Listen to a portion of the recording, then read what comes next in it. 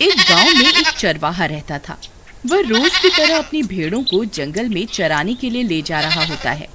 सब कुछ सामान्य चल रहा होता है, तभी बहुत तेज चीख की आवाज आती है। उसकी दोनों भेड़ें बहुत डर जाती हैं और वहां से भाग जाती हैं। चमन अपनी भेड़ों को यूं भागता देख घबरा जाता है। अरे ये क्या, ये कैसी आवाज थी? मेरी भेड़ें कहाँ चली गई? मुझे उन्हें ढूंढना होगा। फिर चमन अपनी भेड़ों को ढूंढता ढूंढता जंगल में बहुत अंदर चला जाता है, लेकिन उसकी भेड़ों का कोई नामो निशान नहीं मिलता। अरे यार, अब ये दोनों भेड़ें कहाँ चली गईं? अगर मैंने इन्हें खो दिया तो मेरी बीवी बहुत नाराज हो जाएगी। अब क्या करूं? कहाँ ढूंढूं इन्हें? फिर वह बहुत देर तक इधर उधर ढूंढता रहता है, लेकिन उसे कोई सफलता नहीं मिलती। तभी अंधेरा भी हो जाता है। मैं जंगल के बहुत अंदर आ गया हूँ। यहाँ तो कोई मेरी मदद करने वाला भी नहीं है। अरे भाई, कोई है? कोई मेरी आवाज सुन रहा है? चमन के इस तरह चिल्लाने से एक भूत की नींद खुल जाती है। अरे ये कौन है? लगता है मेरा शिकार आसपास ही है। तभी वह भूत चमन की आवाज का पीछा करते करते वहाँ पहुँच जाता है। आज तो मजा ही आ गया। हे भगवान, ये मैंने क्या कर दिया? भूत जी मुझे छोड़ दो। वैसे ही मेरी दोनों भेड़ें पता नहीं कहाँ चली गई हैं। मैं बिना भेड़ों के घर गया तो मेरी बीवी मुझे वैसे ही घर में घुसने नहीं देगी, और ऊपर से अब आप भी यहाँ आ गए हैं। आज का तो दिन ही खराब है। हे भगवान, अब मैं क्या करूं? तू मेरा शिकार है, तू बच के कहीं नहीं जा सकता। फिर इतना बोलकर भूत चमन के अंदर घुस जाता है। अरे ये मुझे क्या हो रहा है? फिर चमन अपने घर की ओर चल देता है। थोड़ी देर में वह अपने घर पहुंच जाता है। वहाँ उसकी बीवी पहले से ही बहुत देर से उसका इंतजार कर रही होती है और वह बहुत गुस्से में होती है।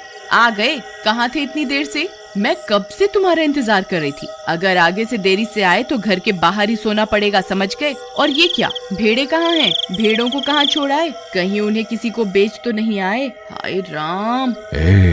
मेरा सर दर्द मत कर। घर आते ही चिक चिक चालू कर दी। चल जा, मेरे लिए पानी लेकर आ। अरे दैया रे दैया, तुम्हारी इतनी हिम्मत कैसे हुई जो मुझ पर हुक्म चला रहे हो? कल की मार भूल गए क्या? फिर से याद दिलाऊं? अच्छा, अब तू मुझे मारेगी? तेरी इतनी हिम्मत?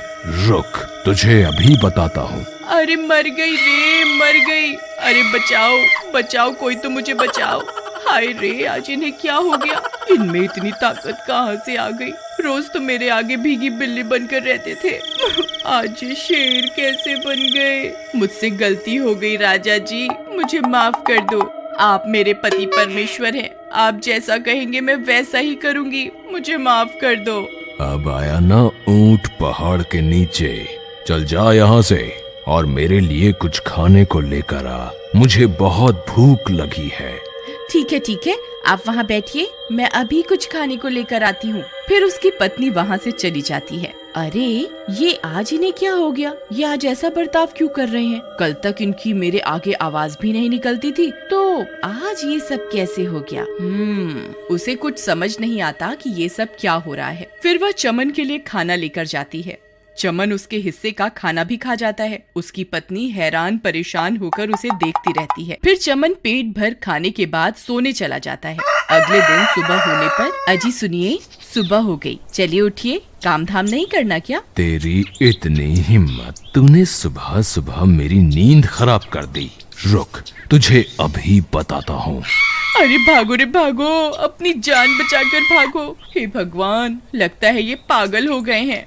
फिर वो भागती भागती पड़ोस के घर में घुस जाती है। चमन भी उसका पीछा करने लगता है, लेकिन वो जैसे ही अपने घर से बाहर निकलता है वो जलने लगता है, क्योंकि वो दिन की रोशनी बर्दाश्त नहीं कर पाता। मुझे अभी वापस अंदर जाना होगा।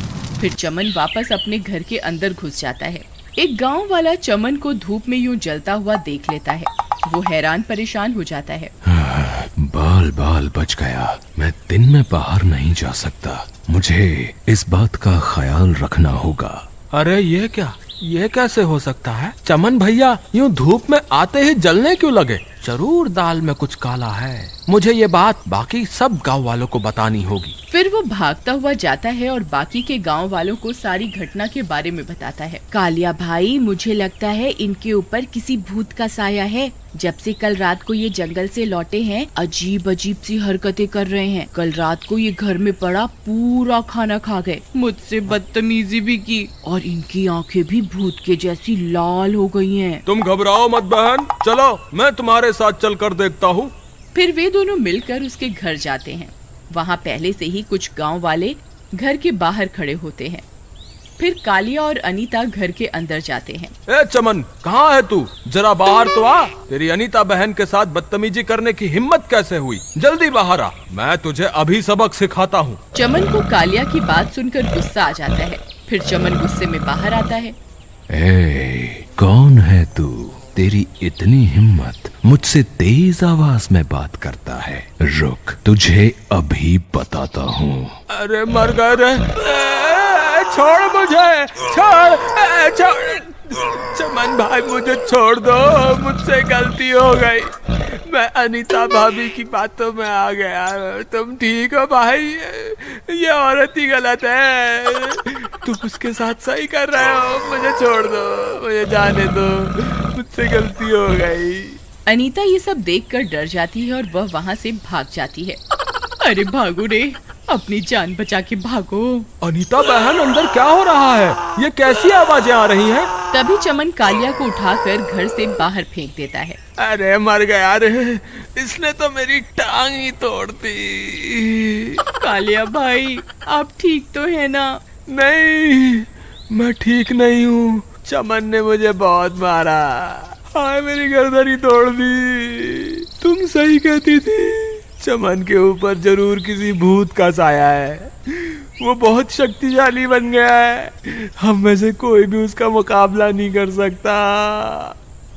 तुम सही कहते हो कालिया भाई, मैंने अपनी आंखों से देखा था। चमन भैया जैसे ही धूप में बाहर आए, वो जलने लगे थे। वो धूप बर्दाश्त नहीं कर सकते। हमें किसी तरह इस भूत को घर से बाहर लाना होगा।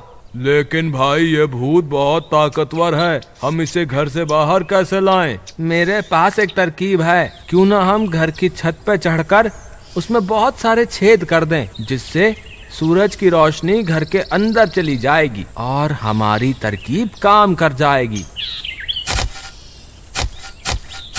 अरे ये क्या? ये सूरज की रोशनी घर के अंदर कैसे आ रही है? लगता है इन्हें मेरी कमजोरी के बारे में पता चल गया है। अब मैं क्या करूं? कहाँ जाऊं? फिर वह भूत सूरज की रोशनी में तड़पने लगता है। अरे मर गया रे! अरे गाँव वालों, रुक जाओ, ऐसा मत करो। हाय, मर गया रे, मुझे छोड़ दो। तुम जिस औरत की मदद कर रहे हो, वो बहुत जालिम औरत है। वो इस बेचारे चमन पर बहुत जुल्म ढाती है। तुम चमन को तो मुझसे आजाद करवा लोगे, लेकिन इस पापी औरत से कैसे आजाद करवाओगे? भूत की सारी बातें सुनकर गांव वाले हैरान रह जाते हैं और अनीता की तरफ देखने लगते हैं। भाई, भूत की बात में दम तो है। अगर हम चमन को इससे आजाद करवा भी लें, तो फिर ये औरत उसके ऊपर जुल्म ढाएगी। इससे अच्छा चमन को ऐसे ही रहने देते हैं। ये भूत ही इस औरत को सही सबक सिखाएगा। नहीं नहीं, ऐसा मत कहिए। मुझे मेरी गलती का एहसास हो गया है। मैं आज के बाद चमन को कभी कोई तकलीफ नहीं पहुंचाऊंगी। मैं वादा करती हूँ, आप बस चमन को इस भूत से आजाद करवा दीजिए। ठीक है, हम तुम्हारी बातों पर विश्वास करते हैं, लेकिन मुझे लगता है हमें इस भूत को भी मारना नहीं चाहिए। इसने भी अनजाने में ही सही, लेकिन चमन की मदद की है। ए भूत, हम तुझे मारना नहीं चाहते। अगर तू चमन का शरीर छोड़ देगा तो हम तुझे छोड़ देंगे। बोल, मंजूर है? हाँ, मुझे मंजूर है, लेकिन मैं धूप में बाहर नहीं जा सकता। मुझे थोड़ा समय दे दो। जैसे ही अंधेरा होगा, मैं इसका शरीर छोड़कर यहाँ से चला जाऊंगा। हाँ ठीक है, फिर रात होने तक हम सब यहीं इंतजार करते हैं। थोड़ी देर में रात हो जाती है और अंधेरा होते ही भूत चमन के शरीर से बाहर निकल जाता है। मुझे माफ कर दो, मैंने तुम्हारे शरीर पर कुछ देर के लिए अपना कब्जा कर लिया था, लेकिन मैंने तुम्हारी पत्नी को सही सबक सिखा दिया है। आज के बाद वो तुम्हें कभी नहीं सताएगी। फिर इतना बोलकर वह भूत वहाँ से चला जाता है। चमन की पत्नी को अपनी गलती का एहसास होता है और वह चमन से माफी मांगती है।